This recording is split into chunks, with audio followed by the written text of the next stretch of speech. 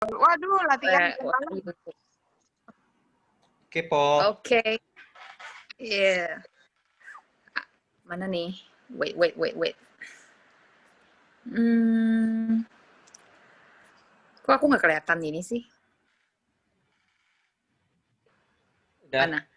Oke, ya let me start ya. Halo, selamat sore semua teman-teman runners, para runners. Hello. Sore ya.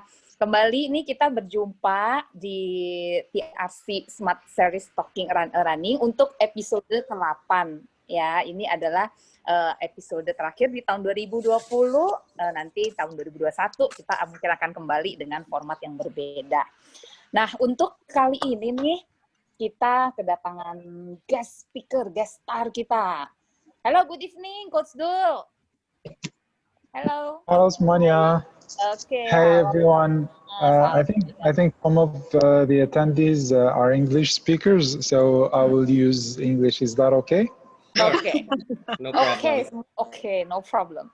Nah, before we start nih, tapi kalau ada pertanyaan dalam bahasa Indonesia, silakan tanya dalam bahasa Indonesia. Saya bisa mengerti ya. Okay, siap. Nah, before we start our sharing session, ini kita perkenalkan dulu ya, Coach Abdullah Mitici. Coach Doel ini adalah the most admirable Ironman di Indonesia nih ya, teman-teman, kita semua tahu, siapa sih nggak kenal Coach Doel ya. 4 kali Ironman 73 kilo, World Championship Qualifier, dan sub 3 marathoner. Yeay. Wow. Mantap. Endurance athlete and coach gitu ya. Itu World Championship Half Iron Qualifier itu benar-benar luar biasa. Coach, you are awesome. Great. Keren banget ya. Ironman triathlon consisting of 3.86 km swim and then 112 mile bicycle, right? And then marathon for full marathon ya. So many achievement ya, Coach Doel ya. Kita nanti akan mendengarkan bagaimana sharing dari Coach. Oke. Nah, sebelum ini berarti kita ada sharing dulu juga dari Hensis about 25 minutes gitu. And then kita akan masuk ke sesi Q&A. Oke. Nah, tanpa berpanjang lebar, mari kita mendengarkan sharing session dari Hendra Siswanto Hensis terlebih dahulu. Silakan. Halo semuanya, I will introduce myself. I'm also endurance, but only a runner, so I'm specialist on the ultra marathon. I typically run the full marathon, 100 kilometers, 200 kilometers, 100 miles, and 200 miles.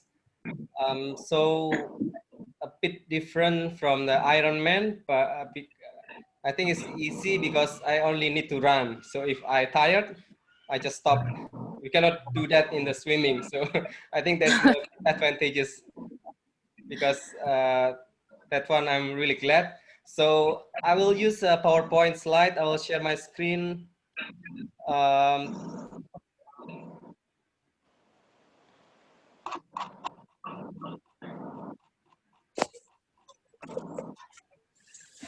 Udah.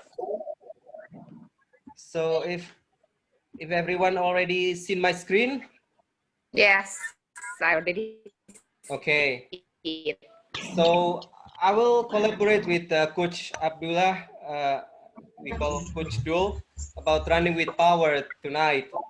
So we will present about 2 sessions. I will start 25 minutes and Coach Doel 25 minutes. I think I'd like to keep the question and answer in the end. I'll try as much as possible in dual language because some of Indonesian maybe not speak in English, and some English not speaking Indonesian. So I'll try my best. Boleh. Yeah. So the first, I would like to remind the 3 wording, the specific in the endurance. The most important part, in my belief, is consistency, purpose, and adaptation. So this one we need to repeat and repeat again to improve ourselves. Teman-teman, saya pengen mengulang lagi 3 kata yang saya percaya sangat berguna buat kita semua ya. Satu adalah konsistensi, kedua purpose, dan ketiga adaptasi untuk kita bisa meningkatkan diri lebih lanjut lagi. So I think the first slide is about the basic about power. So about power, the concept of the power is actually is pretty straightforward. It measures the power in our foot. So it can detect the air resistance, running resistance, and different while we are climbing.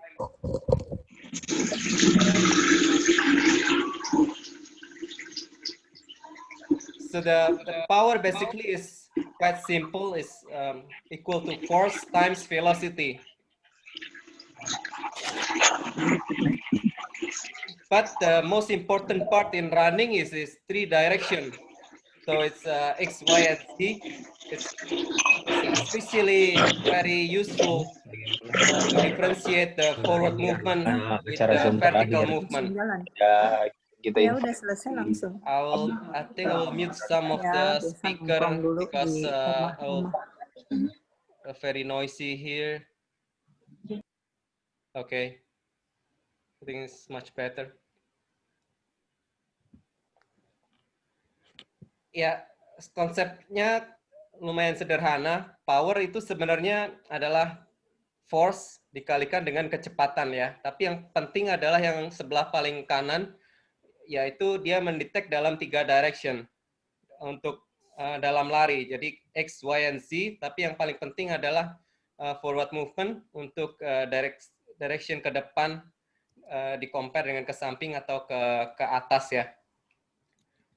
Nah, mungkin ini adalah data yang penting yang ingin saya share. 3 parameter yang penting model dalam marathon performance. Yang pertama adalah VO2 max, yang kedua running economy, dan yang ketiga itu ternyata lactate threshold. Jadi lactate threshold ini bisa diartikan kapan asam laktat di tubuh itu akan mulai mengambil alih karena sistemnya sudah anaerobik ya. Jadi third variable is what fraction of the VO2 max, or we can associate in the power if we use power over the course of a marathon. I think that's the lesson of the breaking 2 hours runners from the Nike project. The third important part. Nah, ini setting di Runalyze itu selalu biasanya ada heart rate, pace, dan power. Tapi yang paling penting menurut saya itu adalah setting di T atau threshold ini ya. Jadi kita perlu mengamati threshold heart rate, threshold pace, atau threshold power. Jadi pada prinsipnya, prinsip pace kita memakai threshold 1 hour. Tapi kalau prinsip power, kita memakai auto CP atau threshold di power, di critical power kita, yaitu di antara zona 3 dan zona 4. Nah, kemudian di power zone itu juga dibagi menjadi 5 ya, easy, moderate, threshold, interval, dan repetition. Jadi di sini CP atau threshold itu di antara threshold dan interval kita bisa highlight di aerobik dan zona threshold. Nah, ini data saya mungkin di Oktober saya coba naikin di zona 2 dan 3 untuk power saya. Jadi untuk meningkatkan full marathon power. Kemudian untuk zona moderate dan easy itu potensial juga untuk improve ultra marathon time through a better pacing. Nah, training in power secara general itu bisa kita memakai watch, GPS watch yang ada powernya, Coros atau Polar already have power, atau Street ada native power yang kita pakai di kaki. Jadi pada prinsipnya power kita time trial 20-30 menit, kemudian critical power atau CP itu akan mengestimate dari average power itu dikalikan dengan 95% ya. Kemudian kita pakai zona power ini untuk latihan kita sehari-hari. Misalnya kita memakai threshold atau interval atau yang sangat kencang sekali, biasa 100 sampai 200 meter itu di zona 5 repetition, tapi sangat pendek dan waktu restnya mungkin lebih panjang gitu. Dan besoknya kita relatively balik ke zona 1 easy lagi ya. Seperti itu aplikasinya. Kemudian setelah kita mengetahui batas antara 3 dan 4 atau critical power itu, kita memakai CP itu untuk menetapkan target jarak lari kita. Jadi 10K kita bisa pakai antara 100 sampai 105%, half marathon kita bisa pakai 90 sampai 95%, dan FM kita bisa pakai 85 sampai 90% dari power CP itu. Nah, kemudian yang terakhir adalah konsep RSS atau Running Stress Score. Ini biasa di training peak disebut dengan TSS atau Training Stress Score. Di Runalyze kita bisa sebut sebagai TRIM. Nah, pada konsepnya RSS ini ketika kita berlari 1 jam 100% di CP power kita, maka RSS-nya akan di-assign 100%. Jika kita hanya berlari 30 menit di threshold itu, maka hanya 50%. Jadi secara intensitas itu kalau kita berlari kencang akan lebih tinggi stress score-nya dibanding kita berlari cukup ringan aja, RSS-nya akan lebih rendah. So the first application for the critical power is for the training guidance. I used to have a Coros watch and a street power meter. So from the street, we can see the critical power automatically calculated. Tapi jadi kalau kita memakai street power meter di kaki, kita biasanya bisa mendapatkan critical power secara otomatis atau zona threshold itu. Tapi kalau kita memakai jam Coros atau polar, kita biasa bisa menghitungnya dengan time trial 20 atau 30 menit dikali 95% itu.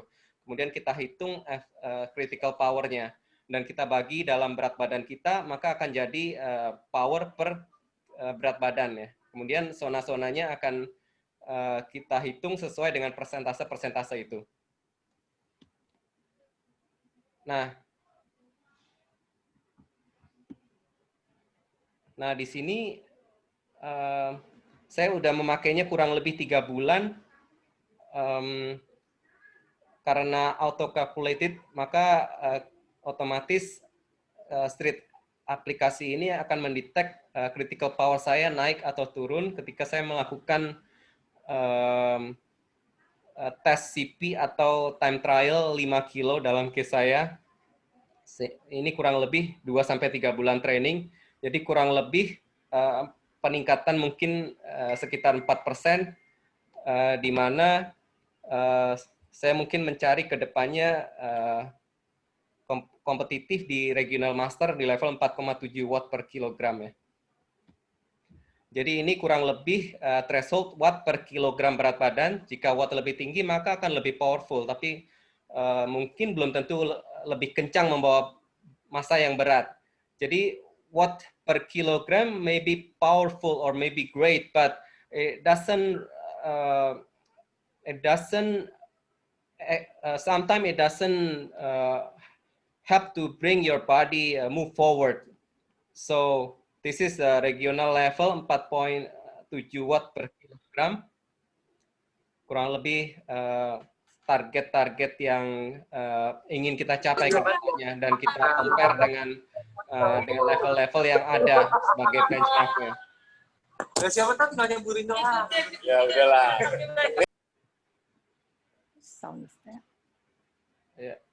Nah, di sini mungkin sebagai perbandingan ada 3 atlet, kurang lebih kita fokus pada yang paling kanan. We focus on the most right table, watt per kilogram. If we see the watt per kilogram, the athlete number 1 is the biggest watt per kilogram. But we cannot forget about the pace. We can see the pace the most left. pace di paling kiri ya, paling kencang itu adalah atlet ketiga gitu. Jadi tidak selalu watt per kilogram yang paling tinggi itu yang paling bagus. Kita harus juga memperhatikan efisiensi berlari atau kita sebut AI ya, di mana pace itu dibagi dengan average power-nya. Jadi AI itu adalah pace dalam meter dibagi dibagi average power. Jadi ketiga mungkin pelari yang paling bagus dari sisi efisiensi meter per watt-nya. Jadi berapa jauh setiap watt itu ditranslate dalam meter pace. So ini adalah power duration curve dari model Stride Auto CP. Nah, di sini bisa terlihat perbandingan antara 90 hari terakhir dibandingkan dengan 120 hari terakhir gitu. Jadi kita bisa melihat improvement dari time frame yang bisa kita pilih bervariasi. Jadi antara 30 hari, 90 hari atau lebih. Jadi kita bisa assign custom date-nya. Nah, dari sini kita bisa melihat pada fitness level dan muscle power untuk melihat potensial kita seperti tabel tadi. Kemudian kita juga tidak boleh melupakan fatigue resistance, di mana ini adalah endurance yang harus kita latih untuk kita bisa sustain dalam jangka waktu yang lama. Nah, kedepannya mungkin kita bisa menaikkan profile power kita lebih tinggi untuk agar kita lebih kencang, atau mungkin lebih panjang, jadi kita lebih tinggi endurance-nya. Jadi kita bisa assign target personal seperti saya ingin capai 9 jam untuk 100 km atau 50 jam untuk 320 km, 200 miles. Nah, aplikasi yang kedua yang sangat penting itu adalah pacing ya. Nah, ini adalah kembali lagi Kipchoge sub 2 hours marathon. So the article telling what it will take and what we can learn about this project. So the first about talent. Kita harus mempunyai bakat atau kemampuan ya. Yang pertama, yang kedua adalah high efficiency biomechanical. Kita harus efektif untuk running form dan biomechanikalnya. Nah, yang ketiga adalah high threshold selain high VO2 max, karena kita harus mempunyai high ekonomi juga untuk berlari yang relatif hemat energi. Nah, yang terakhir itu adalah really good pacing. We need to learn about this good pacing other than the other capability and biomechanics. So mungkin yang aplikasi kedua yang saya sharing ini adalah dari project sub 2 jam maraton itu, yang parameter yang keempat yang bisa kita pelajarin adalah harus mempunyai pacing yang sangat bagus sekali ya. Jadi mungkin dalam kondisi ideal adalah constant pacing, tapi kita bisa memakai juga positive pacing sedikit lebih cepat di awal atau sedikit lebih cepat di akhir dengan negative split. Tapi pada intinya kita harus mempunyai pacing yang bagus dari kilometer, setiap kilometer per kilometer, atau kita bisa memakai setiap 5 kilometer misalnya kalau memang kita jarak jauh. Bahkan di ultramaraton saya kadang memakai half marathon atau full marathon untuk pacingnya. Nah, ini data Runalyze untuk 3 bulan VO2 max. Jadi Runalyze itu kita bisa menampilkan VO2 max yang terkalibrasi dengan hasil race aktual kita. Jadi bukan VO2 max saja, tapi hasilnya itu kita kalibrasi dengan race time yang kita dapat, dan nilai VO2 max ini akan sama dengan V.dot level ya. Jadi kita bisa mempunyai prediksi waktu untuk race time 10K sampai full marathon dengan relatif presisi. Nah, saya menggunakan Runalyze ini untuk meningkatkan fitness level atau kita bisa sebut CTL. Kemudian untuk fatigue levelnya juga. Jadi pada intinya terlihat teknikal, tapi aplikasinya adalah mungkin progresif atau bertahap ya. Jadi secara meningkat dari mungkin 21 dulu, 42, 55 sampai ketika saya berlari 155 yang waktu itu hanya mempunyai target 20 jam, tetapi dengan pacing ini bisa mendapatkan waktu 17 jam 15 menit. Nah, ini kurang lebih run to care untuk tahun ini, yang Agustus kemarin, saya sengaja membandingkan dua power yang berbeda dari cross dan street. Jadi waktu itu untuk 155 km saya mempunyai 3 pacing yang berbeda ya. Jadi saya pacing setiap 50 km. Di 50 km pertama saya menggunakan pacing sekitar pace 5.30. Kemudian di 40 meter berikutnya saya mempunyai pacing 6.00 dan 55 km terakhir relatively lebih santai gitu. Jadi pada intinya untuk terutama di uphill itu saya memakai pacing dengan power yang konstan. Jadi melihat street di connect dengan cross, saya menahan di power yang konstan yang relatively lebih bisa saya tahan dalam jangka waktu yang lama. Misalnya waktu itu 150 sampai 160 watt power gitu. Nah, kebetulan waktu itu saya juga beta tester untuk Koros dengan Stride ini. Jadi saya membandingkan yang paling bawah ya, saya membandingkan powernya bagaimana performanya di tanjakan. Jadi kurang lebih saya bisa mendapatkan profil lari saya di tanjakan, di turunan, dan di flat. Jadi kurang lebih dari data ini saya bisa melihat bahwa saya relatively strong di flat tetapi agak lemah di tanjakan dan turunan gitu, karena memang sehari-hari larinya di aspal yang relatively flat di Jakarta, tapi powernya itu really good ya, within 2% difference between watch and the street power meter. Nah, kemudian pace profile across the distance, saya berlari mungkin dari jarak, nggak hanya jarak jauh, tapi jarak dekat juga, termasuk 10K dan 5K, di mana dengan power ini saya coba memperbaikin catatan waktu atau mendapat PB di time trial yang dilakukan sendiri. Jadi kurang lebih yang hijau, warna hijau itu catatan waktu aktual saya. Kemudian yang atas itu adalah catatan waktu benchmark dengan pace elit dunia ya. Kemudian yang warna merah itu adalah pace goal saya untuk jarak jauh, di mana kita bisa ekstrapolasi dengan waktu-waktu yang relatively achievable menurut model. Nah, mungkin yang terakhir ini adalah data yang sederhana. Dari aksis yang bawah itu adalah heart rate, sedangkan yang sebelah kiri itu adalah KPH atau kilometer per jam ya. Jadi saya plot data lari saya selama 7 tahun dalam Excel sederhana. Jadi kurang lebih peningkatan yang paling besar itu di tahun pertama ketika saya rutin berlari ya. Dari 2014 sampai 2015, di situ terlihat lebih tinggi ke atas. Jadi artinya dengan heart rate yang saya bisa berlari dengan KPH yang lebih tinggi.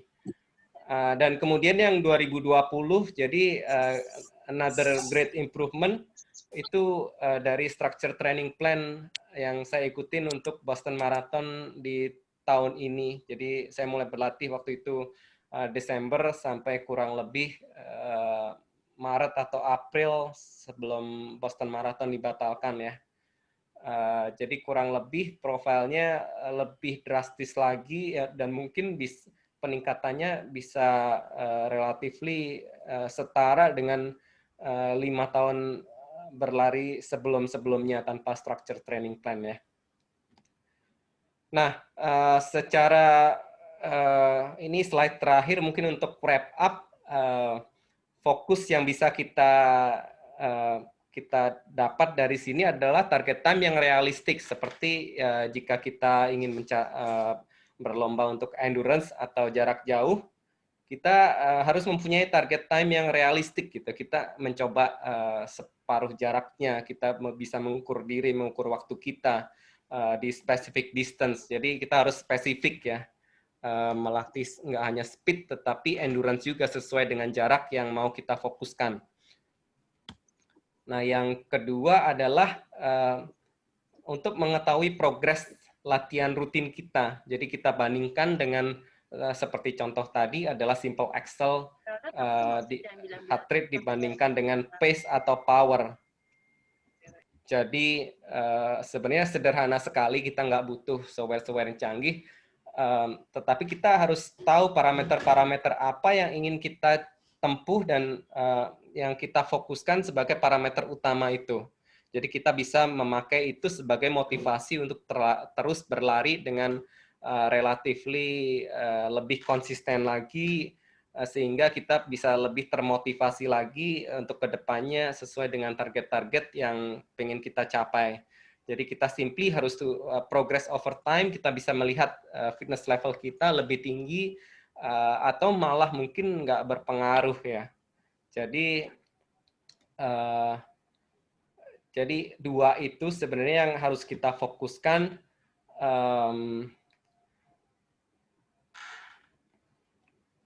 Jadi sampai di sini slide terakhir saya, mungkin itu dulu. Nanti kita hold untuk tanya jawab di akhir sesi ya. Oke. Kita lanjutkan ya, Coach Doel. Oke. Ya, thank you setelah sharing session dari Hensis. Now it's time for Coach Doel to share about running with power. Coach Doel, the floor is yours. Thank you, Hensis. Terima kasih semuanya. Thank you all for joining this webinar. Hopefully you'll find it useful and get information about power meters and how to train with power, how to race with power. I think Hensis did a good job sharing about his experience in running with power, especially long distance ultra marathons, and so on. I appreciate how eager and avid he is on improving and optimizing his running with something scientific as power meters, and because this is new in running, unlike cycling. Yeah, if we look at power in triathlon, in cycling, it's been used for many years, for decades, since the 80s. But in running, this is very new. We only started using power meters in running in the past 4 years, yeah, 4 or 5 years. And it's not until the last couple of years, maybe 2-3 years, that elite runners are using them, yeah. If you look at the cycling pro peloton, everyone is using a power meter. There is not a single cycling team that doesn't have a power meter for all their riders. So yeah, it's a new technology. I prepared some slides. Maybe we'll go through them quickly, and then we take some questions from the audience. Okay.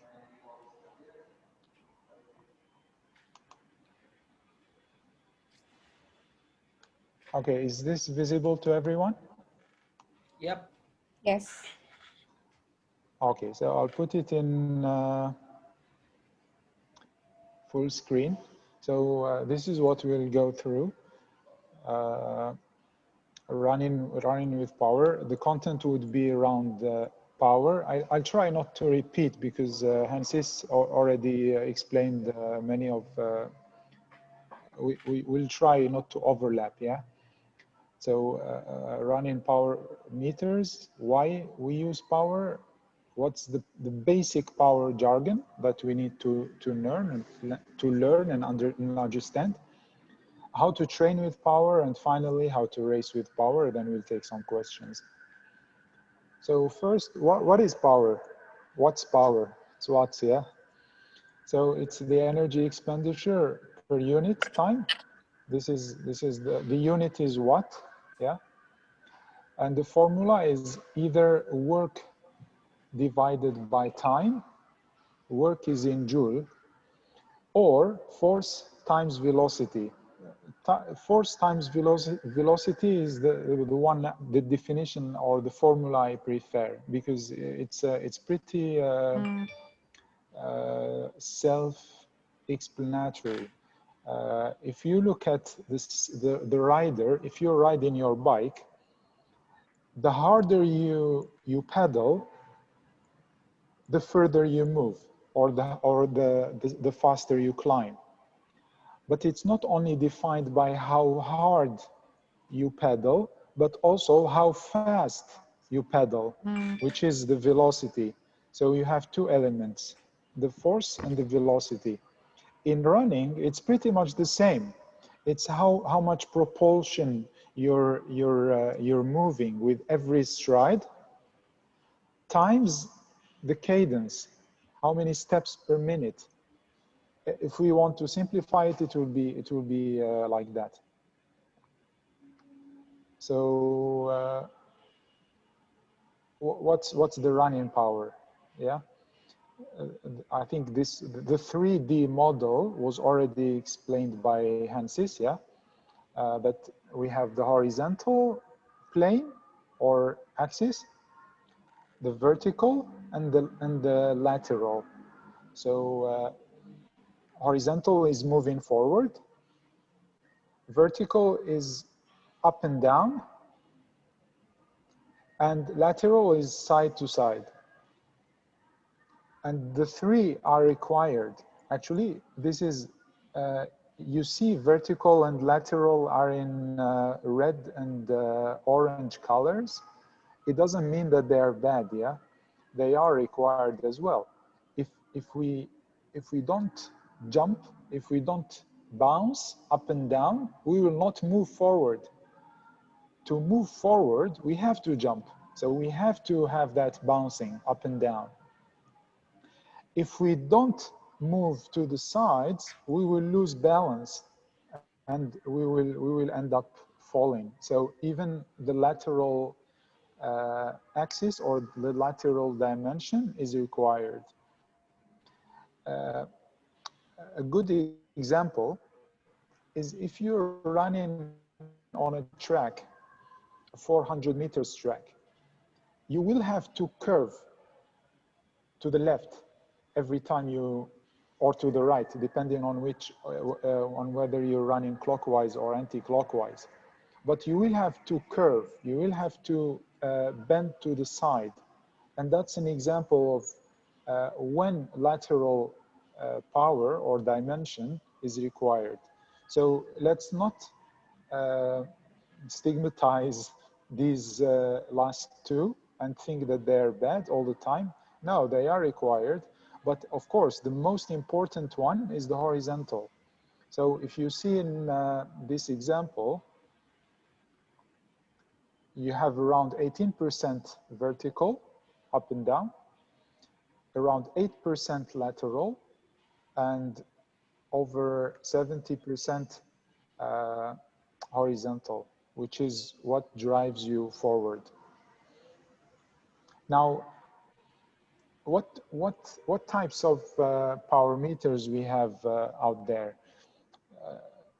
Actually, not all power meters are using the 3D model or the three-dimensional motion capturing system.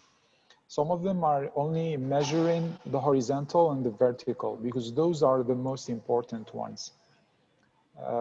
As you see in the previous slide, it was only 8% coming from lateral power. So if you only measure the forward movement, the forward power, the horizontal power, as well as the vertical one, you will have more than 93% of your power. And then you have multiple types of sensors. You have the foot pods like Stride, the one in this picture demonstrated here. You have the native wrist sensor, like in this watch. This is already equipped with a native power meter. This is the Coros Pace 2. And then you have the insole power meters where you put an insole inside the running shoes that will measure or quantify your power during the run. Now, this is I think one of the most important slides of the presentation. It's why power. Why do I need to invest in a power meter? Why do I need a new gadget that I need to charge? Why do I need to worry about another number? I mean, we have so many numbers. We already have heart rate, cadence, pace, and multiple other numbers. Why do we need another number? Actually, unlike heart rate and pace, measuring your intensity, your running intensity with power is objective. It's not subjective. So if you are on a whether you're on a road or a trail, whether you're going uphill or downhill, whether you're facing a headwind or being helped by a tailwind, in all these scenarios, the intensity measurement of heart rate and pace can be deceiving. They will not reflect your actual effort to climb or to descend. I'll show you in the next slide an example, but they're deceiving in these situations. And of course, the number one benefit of using power as a measurement will be seen in a steady pacing of your intervals when you're training or of your race. And of course, we know from science that the most, the steadiest race is the fastest race, because you cannot bank time and start fast then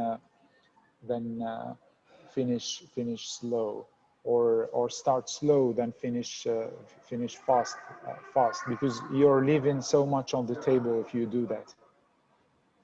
So even pace and even split race is the fastest race. How do you know that my effort is the most sustainable? It is the fastest, yes, yet the most sustainable one. Power helps you doing that better than pace or heart rate, especially if you're on a hilly terrain. So this is a benchmark between heart rate, pace, and power in different terrains, different gradients. So unlike heart rate, well, pace will not reflect your effort uphill because it will slow down, and power will show you the watts that you're really generating in terms of watts, the power that you're generating in terms of watts. When you are being helped by a tailwind, your pace will increase. When you're facing a headwind, you will slow down. So it's not telling you, it's not giving you a fair measurement of your effort. It's not doing your effort justice. But the power will do that. And finally, if you change your pace during the race or during the run, you suddenly attack a hill, let's say, or you suddenly accelerate to pass another competitor, that will not be reflected by the heart rate measurement. Heart rate tends to have a delay, so it's not instant. You will see an increase in heart rate maybe 15 seconds later or 20 seconds later. It's not immediate, but you will see that in power. As soon as you start accelerating, you will see the watts jumping. And that's important in a race situation, especially. If you slow down, your heart rate will remain high, but your power will drop immediately as soon as you slow down. That's one of the benefits of pacing with power. This is actually my workouts. One of them was in 2015 when I was using heart rate as a intensity measurement, and the other one was pretty much the same intervals but using power. You see here, when I was pacing my efforts by heart rate, I start really fast. I go hard in the beginning of the interval because I want my heart rate to reach the target zone of the interval. In this case, it was upper zone 4. Yeah.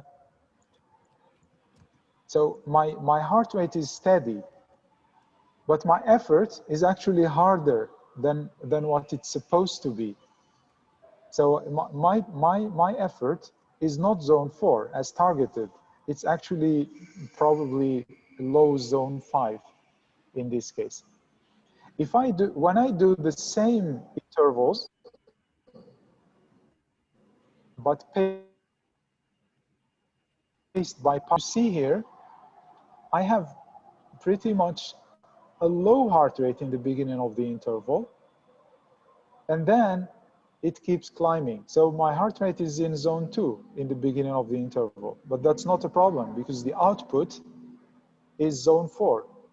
So it was a very enlightening experience, I would say. Like I realized that I was doing my intervals wrong.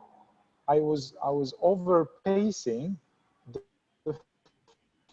first part of the intervals as well as the first intervals. When my heart rate is, I'm struggling to go to zone 4 heart rate, but in fact, I was running zone 5 during the early part of the intervals. And you see here, I don't know if you can see the right part here. I zoomed in. What I was saying earlier, that heart rate has a downside of a delay. It's not immediate in reflecting the intensity. So you see here, in the beginning of the interval, the heart rate is still low.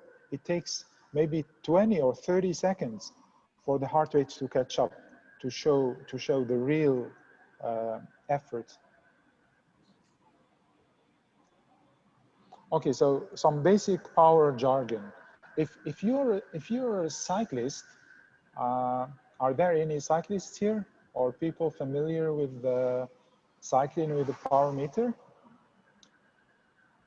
If there are, I'm sure you're familiar with all these acronyms. They're pretty much the same. So average power, AP, average power, normalized power is NP. What is normalized power? Normalized power is taking into consideration the variations in power. So AP, average, is calculating the average from start to end. Yeah. So when you slow down, your AP, your average power will drop. Normalized power is taking into consideration the changes in power throughout the run. So if you slow down and then you accelerate, your MP will not drop as much because it's taking that into consideration. Then you have lap power. So if you're doing intervals, I suggest you use this metric to monitor your interval power. So you don't care about the average power from the start of the run, including the warm-up, but you care about the lap power, which reflects your effort during the interval, whether it's 400 meters or 1K or 20 minutes or whatever. And then you have critical power. I will not spend too much time on this one. It was explained by Hensis. Dia sudah menjelaskan. Critical power is what you can sustain for 50 to 60 minutes. It's also called FTP, functional threshold power, or running FTP, RFTP. Physiologically, it's the lactate threshold. So if you're familiar with training with heart rate, and you are using your heart rate, your LTHR, lactate threshold heart rate, to calculate your zones and efforts, then it's pretty much the same, but it's in watts instead of beats per minute. Okay, this is more running specific. If you're a cyclist, then you have to pay attention to this because it's different. This is only for running. So you have total power in running is equal to external plus internal power. We don't care about internal power when we train or when we race. Yeah, internal is your swinging of the arms, your swinging of the feet when your foot is still in the air. That's not controllable. Yeah, for us. So we only care about external power, and that's what the power meter, whether it's a sensor on your watch or stride foot pod, measures. Only external. Now external is equal to horizontal power, forward, oscillatory or form power, that's the vertical, the bouncing up and down, and then the elevation power. The elevation power is when you climb. So it's only applicable when you're climbing. So when the gradient is higher than 1%, let's say. So basically, if we are on a flat terrain, on a track, your external power is equal to horizontal, forward, plus form power. Form power or oscillatory power. That's, we will get to more details into that later. Don't worry about number 4. I will skip it. Number 5 is form power, yeah, which is equal to the oscillatory power, what I was explaining earlier about bouncing. So up and down, up and down. That's the form power, basically. And then you have elevation power. That's the power required to move your center. Here I'm using COM. COM means center of mass, or your center of gravity or center of mass, to bring that, to climb up a hill. So let's not confuse between vertical power or vertical oscillation, which we use to calculate the form power, oscillatory power, and the elevation power. What's the difference? If you're running on a 400 meters track, it's completely flat. There is zero elevation power, but you still have the form power. You still have the vertical oscillation up and down because you're moving up, you're jumping, yeah? But if you're on a hill, if you're climbing, then you will have both. So that's the difference. And then you have something important, especially for efficiency, which is called FPR, or form power ratio. And we get that from the form power divided by the external power. So how much of your total external power is used for the form? So the smaller it is, the better.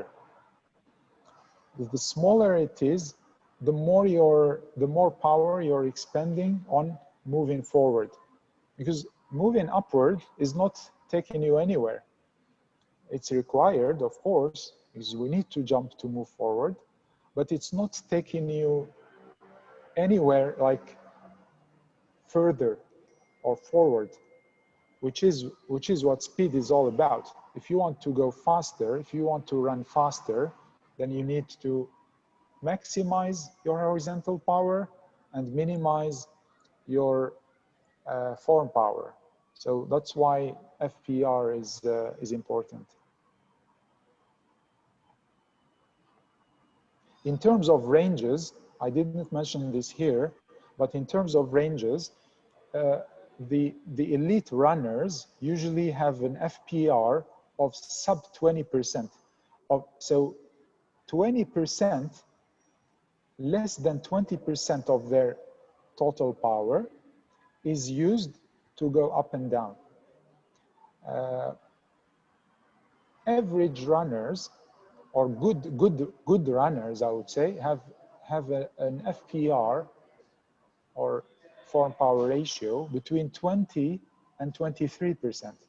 And then the beginners who have a bad form, not usually, have an FPR of above 25%. What does it mean, above 25%? It means they're wasting power on going up and down, yeah? They're spending too much metabolic cost on that bouncing movement. But yeah, take this with a pinch of salt, because when you're in the second half of a marathon or a race, your form tends to deteriorate. So you will end up getting more tired, and that affects the form. So you will end up spending more watts or more power on keeping that form, and consequently spending or increasing the FPR. If we compare this ratio in the first half of the marathon with the second half, you will find an increase in the second half. Okay, so how to train with power? Now you already have a power meter. Your watch already has a power meter. How do I use those numbers to get faster, to become a better runner?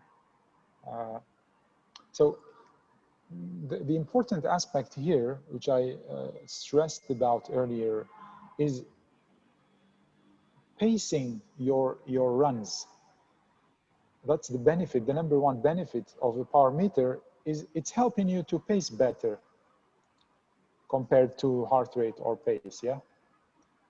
Before you can pace, you have to set your critical power, and then your training zones. So where do I need to do my recovery jogs? Which power zone I need to run my tempo runs, and so on.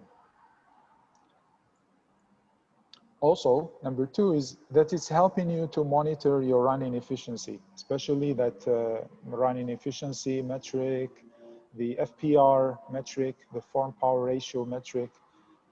Taking, being conscious and monitoring those numbers will help you become a more efficient, a more economical runner. And then finally, it will help you periodize or manage your performance better.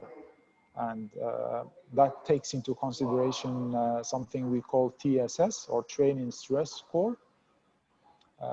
When you start measuring that TSS with power instead of heart rate, you will have a better or more accurate picture of your progress in the season, from base to build to peak, and so on. I don't know if the audience is familiar with these TSS, fitness, fatigue, ATL. So I will not, if you have any questions, let me know. Okay, setting your critical power. How to set your critical power. There are many methods, yeah, but don't be confused. You see here seven methods. You only have to choose one. Don't try to do them all, yeah.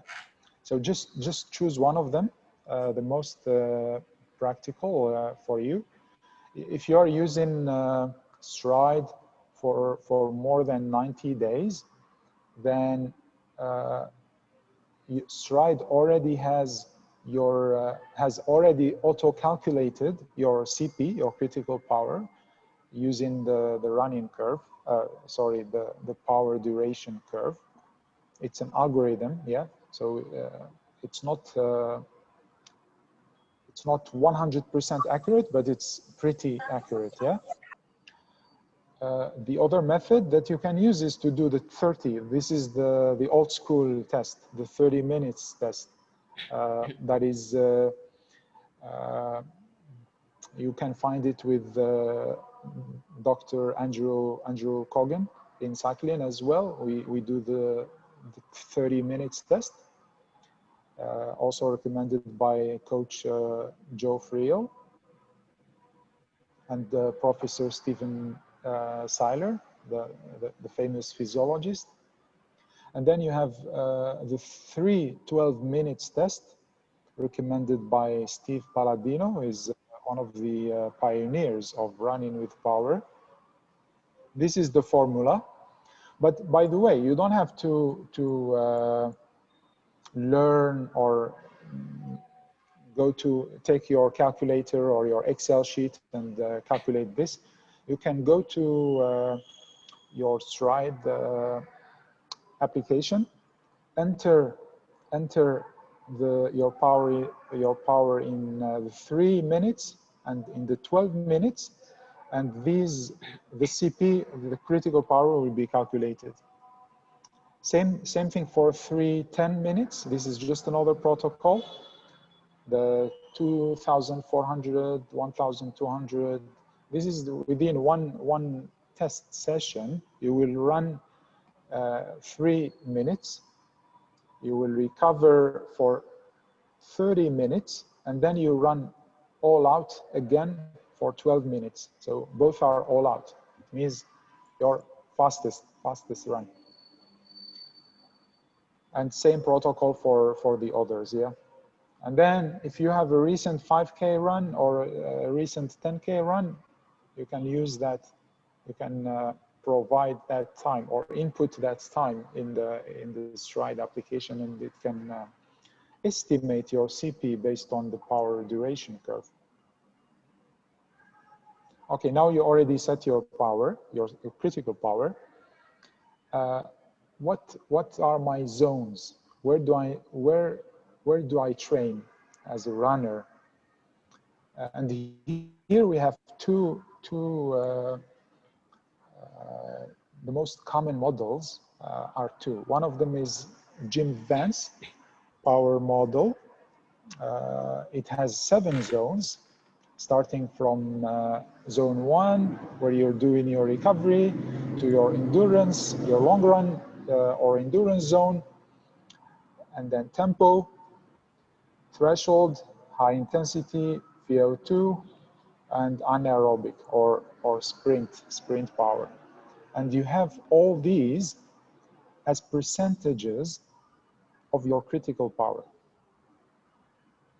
By the way, you don't have to calculate these zones with a calculator or with Excel, yeah, and then set them on your watch or and devices. What you can do is use training. I personally use Training Peaks, so I only set my critical power on Training Peaks, and then choose the method. I will choose Jim Vance power zones, and Training Peaks will calculate all my zones for me. And when I analyze my runs or my athletes' runs, I already know which zones they perform their intervals in without doing any calculation, because it's showing me the zones already calculated on TP. And the other thing that you can do is to set the zones on your watch so that you can lock the zone when you're running. So when you do an interval, you have a structured workout tomorrow, 4 times 5 minutes in zone 5. Sorry, 4 times 5 minutes in zone 4. Your zone 4 is already defined in your watch. If you lock your watch to zone 4, it will alert you, whether by vibration or by sound, every time you go below the zone, the target zone, zone 4 in this case, or above the zone. So the technology here is helping you stick to your target zone. You don't have to check the watch every 100 meters or every 200 meters. Yeah, you let the technology do the work and alert you. I find this feature very useful. Okay, if you're using Stride has another model of power zones. It's only 5. It's more simplified in a way. Easy, moderate, threshold, interval, and repetition. You see here the percentages are different, a bit different, yeah. With exception of zone 1. By the way, you don't have to take notes. I will save this and send it to the attendees as an attachment. So you will have the deck. You don't have to take notes. Okay, now you already did your training with the power meter, how to race with the power meter.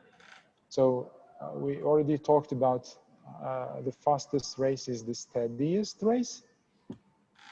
Now you already know what is steady, right? It's like even splits, but not in terms of pace, but in terms of power. So your power in the first half is pretty much the same power in the second half.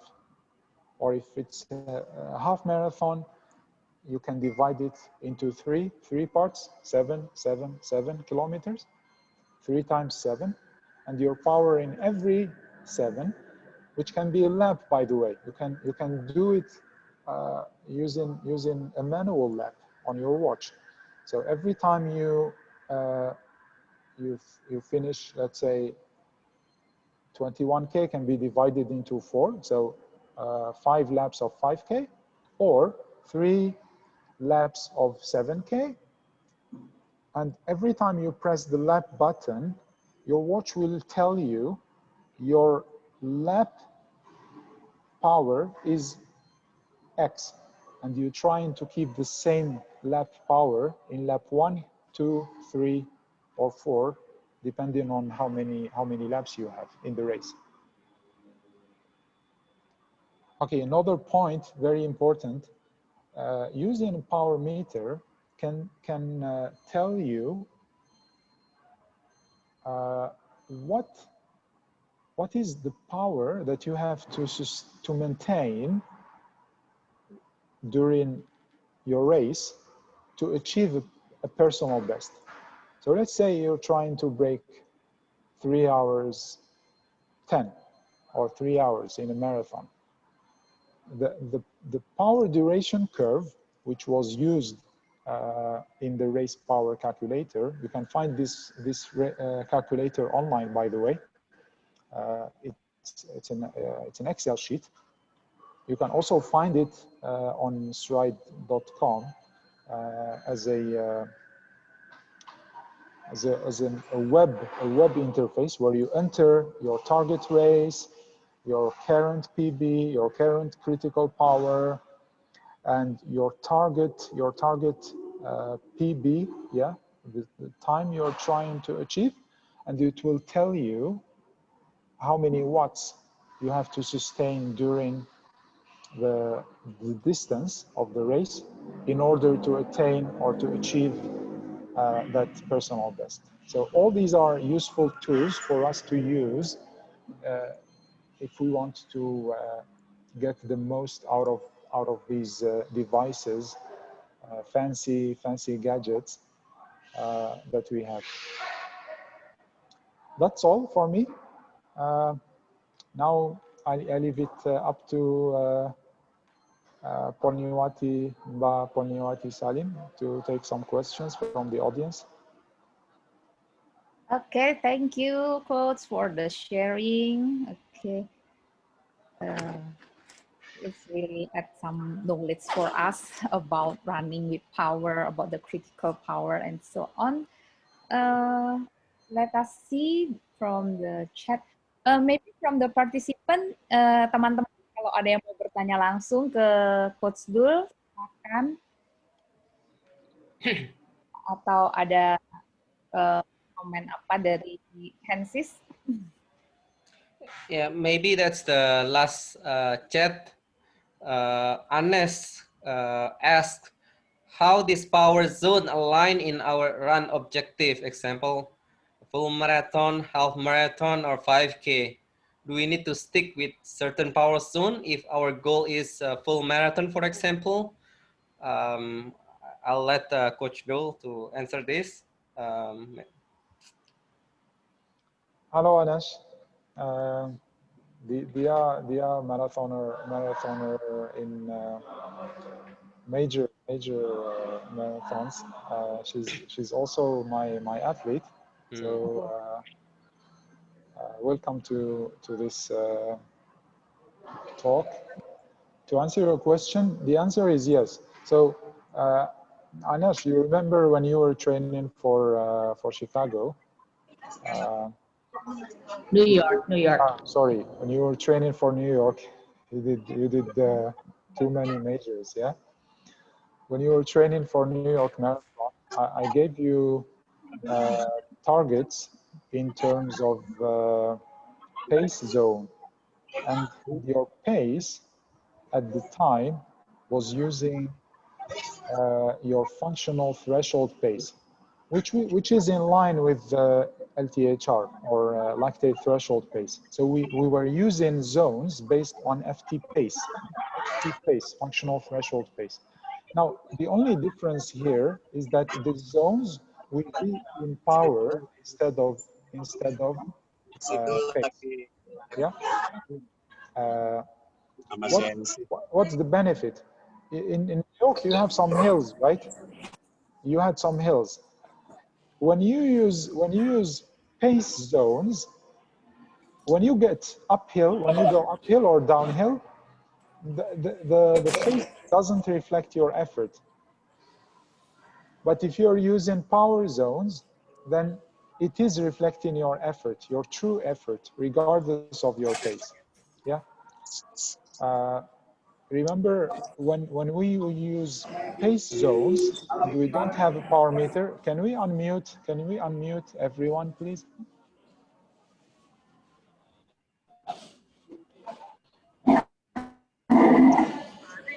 Oh, it's not sounds. I'll try to. Okay. Okay. So if you don't have a power meter and you're using pace zones, when you get to the uphill part, you have to ignore the pace and revert to heart rate. But if you have a power meter, don't revert to heart rate, revert to power. So I hope this answers your question. But yeah, the zones will be there. You will have a target zone for every race. Half marathon, higher zone than marathon. 5K, higher zone than the 10K and the half and so on. Coach. Yeah, maybe I will add some more about the range. So the certain power zone is come within the range. I think if you use Stride or another apps, there is some range recommended, like in my slides. The full marathon ranges from 85 to 90%. So I think it's the best if everyone can test which percentage that you can sustain.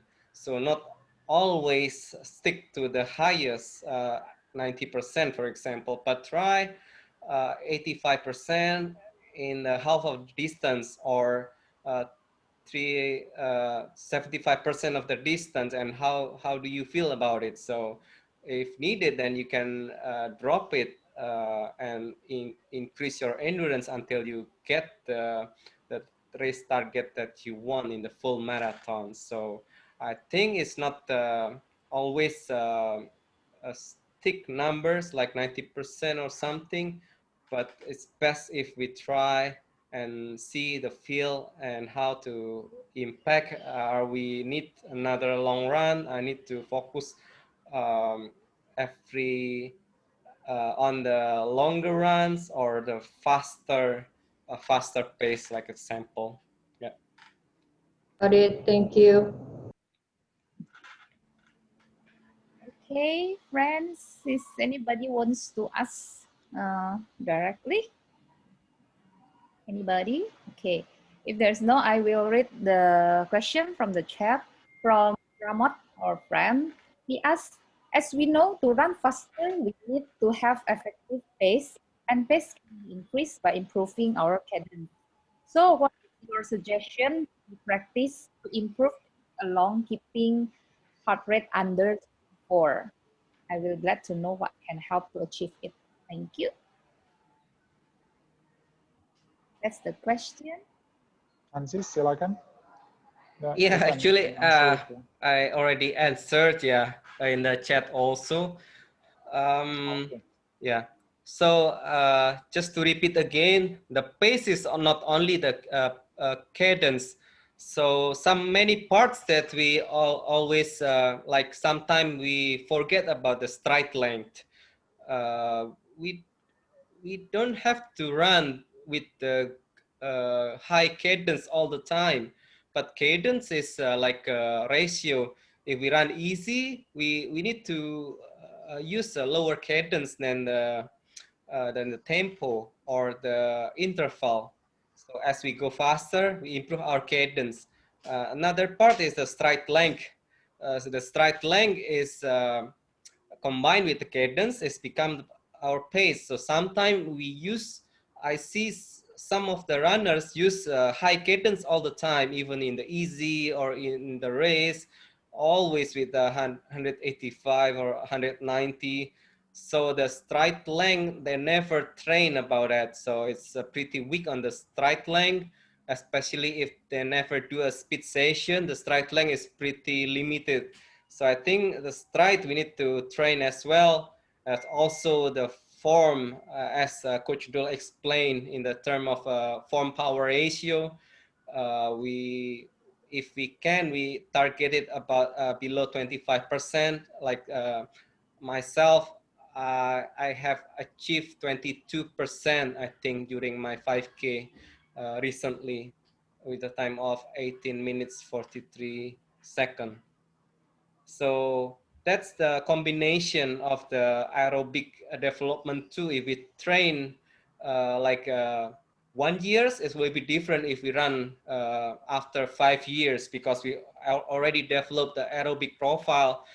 So with that, we have strong cardio profile over time. As I show you the chart, over 7 years, my cardio profile has been improved. So I can run very long with easier and faster, and then improving my personal best at the ultra marathon. So I think that's from my side, Coach Doel. I have nothing to add. I think you already covered it pretty well. Yeah, maybe the last question is. I see another question about should we test our CP? Yeah. How often we should test our critical power? This is a good question. I will take it. Yeah. Yes, the answer is yes.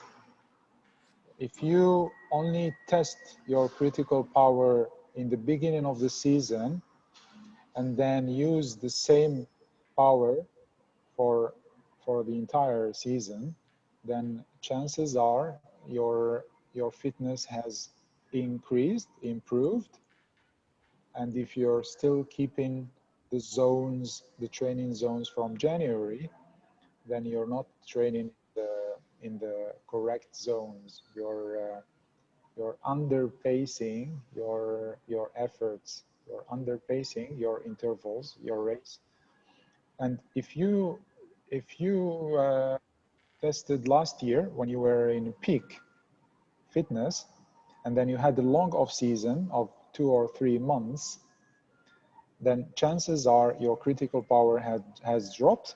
And if you're still using the zones of last year, then chances are you're overpacing your intervals and you're training higher than you're supposed, in zones higher than you're supposed to run, which will result in a risk of injury, of overtraining, and other problems. So yes, I like to retest or update my FTP, whether it's cycling or running, every 2 months. That's the average duration or frequency to update it. But this depends on the test protocol as well. Because if you're using the auto calculator, yeah, using the power duration curve on Stride, then you don't have to test every time. Stride is already doing that using the curve. If you're using the manual method, then you have to test every 2 months.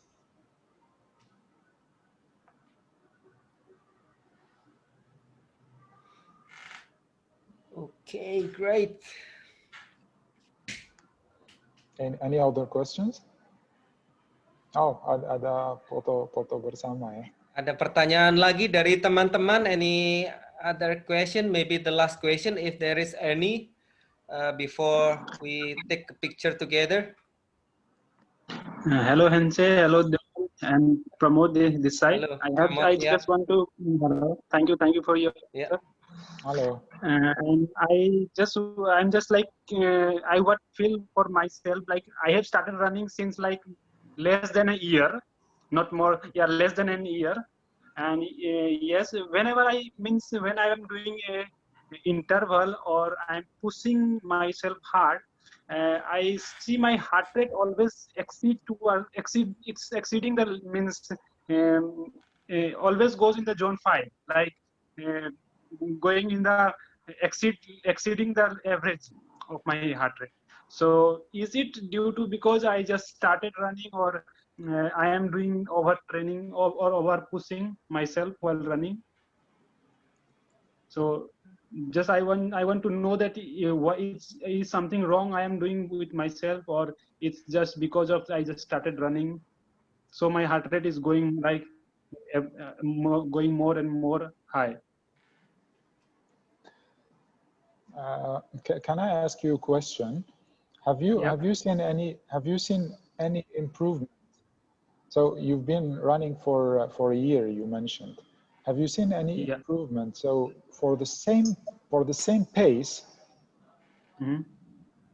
when you started compared to now, so over 1 year, have you seen any improvement or any drop in terms of heart rate for the same pace? Yeah, for the same pace I have not measured, but yes, my if I say about the running pace, yeah, in this interval I have increased a lot. Like Yeah. previously in the same pace I was running like a 6 pace with the same heart rate, but now with the same heart rate I am going under 330 to 4. So Okay. yes, I have seen the pace, Okay. but not measure the heart rate. Yeah. Okay. So there was an improvement in fitness. That's the Yes, good there news. was an improvement. Yeah, and let me tell you, it's pretty normal and to be expected that if you are a beginner, your heart rate will go to higher beats per minute, faster and higher for for an average pace compared to trained athlete who's been running or training for many years. You will see your heart rate dropping as your cardiovascular system gets stronger, as your heart muscle gets stronger, because training will result in a higher stroke volume. It means it's pumping more blood to your body per beat. So it needs to beat less beats per minute to achieve to achieve the same requirement in terms of pace.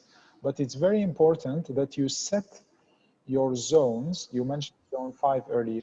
It's important that you set your zone not based on your max heart rate or age formula. That's very obsolete, but set it using the lactate threshold heart rate. So you do the same 30 minutes test that we discussed earlier, and your average heart rate in the last 20 minutes, the last 20 minutes of the 30 minutes test, that is your LTHR or lactate threshold. Based on that number, you set your zones. So that tells you your accurate and relevant training zones. And you have to update that every 2 months, as I said. Yeah, okay. Thank you, coach. Thank you, Doel, coach. And thank you, Hensis, for just sharing the information. Yeah, it was quite helpful. Thank you. Thank you. Yeah, Coach Doel, I think there's one question that maybe you can answer: the correlation between cycling and running power. Will it help benefit each other? Because I'm not cycling, maybe you can help to answer this. Yeah, that's a good question. The answer is yes, but it depends. So the higher your cycling power, because the question started with cycling, so I assume maybe the Eddie is a cyclist who started running. Is that the case? Yes, Eddie? I do cycling. Okay. Yes, I do cycling. Okay, so the answer is yes.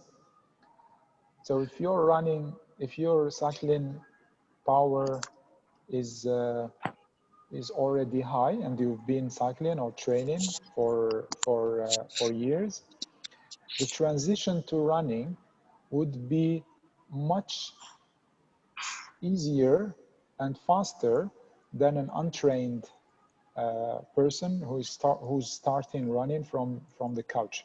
Yeah. Now, if you are doing long distance, yeah, so you will have the advantage of a stronger heart muscle, because basically, even though cycling and running are both using the lower body, the leg muscles, but they're using them in different ways. You will see more focus on the quads in cycling, but more focus on the glutes and the hamstrings in running. So it's like the opposite side of the leg. They're using both leg muscles, but in different ways, yeah, different parts.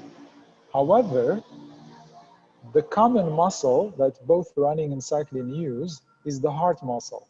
So if your heart is stronger from cycling, you will find the benefit in running and vice versa. And where you see the most benefit, in my experience, you see it in the long distance efforts, the long distance runs. So you will find, you will get tired less, your time to exhaustion will be longer with cycling background, as opposed to someone who just started running, yeah? So we have that benefit, yeah? If you're transiting from one sport to the other, or you're doing duathlon or triathlon, then you will see the benefit. Thank you. My pleasure.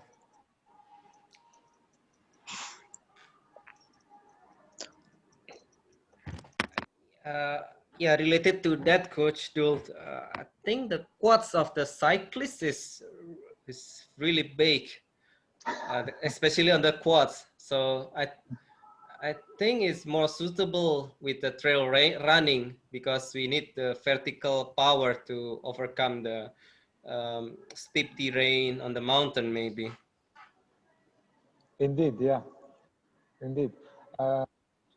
You know, in cycling we have also different body types, because you have the sprinters with huge muscles, fast twitch muscle, and then you have the time trialists who look like me. I'm a time trialist. That's my specialty in cycling. And then you have the climbers. The climbers are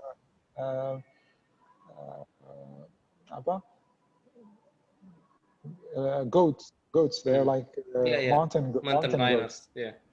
They're very lean, and those who perform very good in marathons, ultra marathons, with proper training. But yeah, you're right. Most cyclists have bigger quads than runners, than most runners.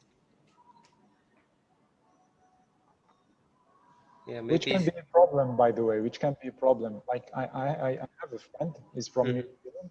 Yeah. He's a very strong cyclist. And, I encouraged him to start running a few years ago. When he started running, he had a strong heart, strong cardiovascular system, but he cannot do smooth. You know, his cadence, his running cadence was so low.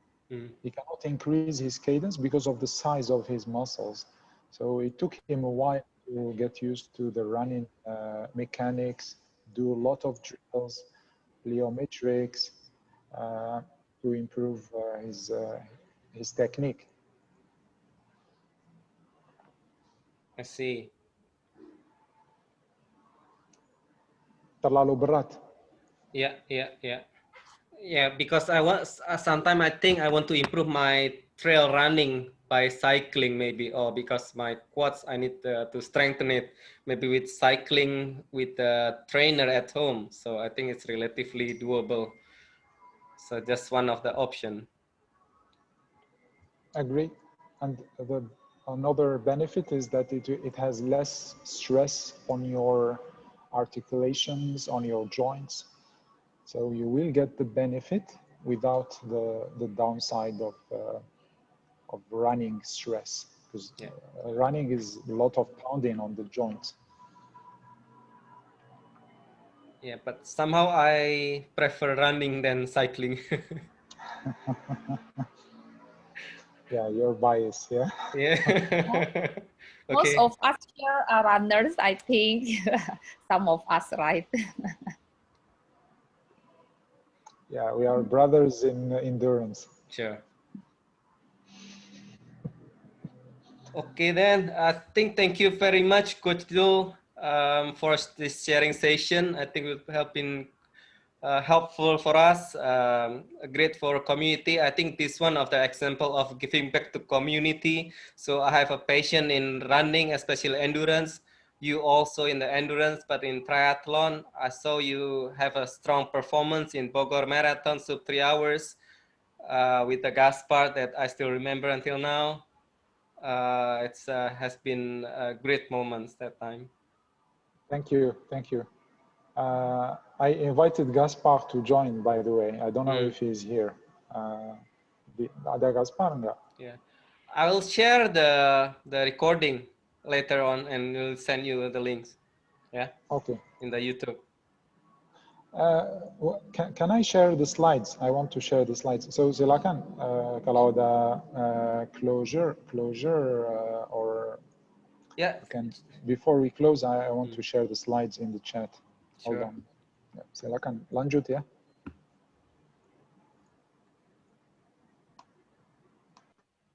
Oke, Cipol, kita foto bersama.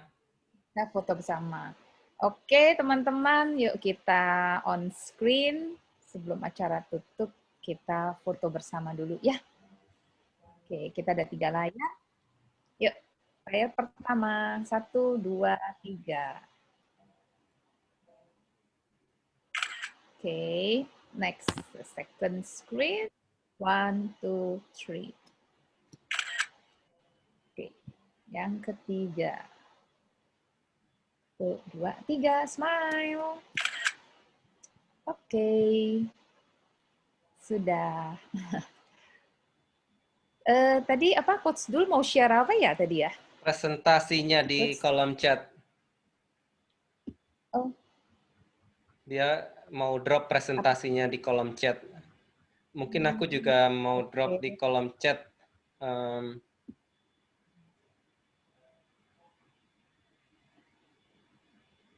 Jadi teman-teman, makasih banget nih ya semua sudah ikut berpartisipasi, ikut mendengarkan sharing talks dari Coach Doel. Sangat inspiratif ya, seru banget ya denger ya. Ini loh follower Strava-nya juga loh. Coach Doel, I'm your follower and your Strava. Kita bisa lihat ya aktivitasnya seru banget nih Coach pokoknya. Di Strava. On Strava. Strava or Instagram or Strava? Instagram and Strava. You got the Strava, right? I do, yeah. Yeah, I follow you. Yeah, Oke. Ini belum taruh, ya.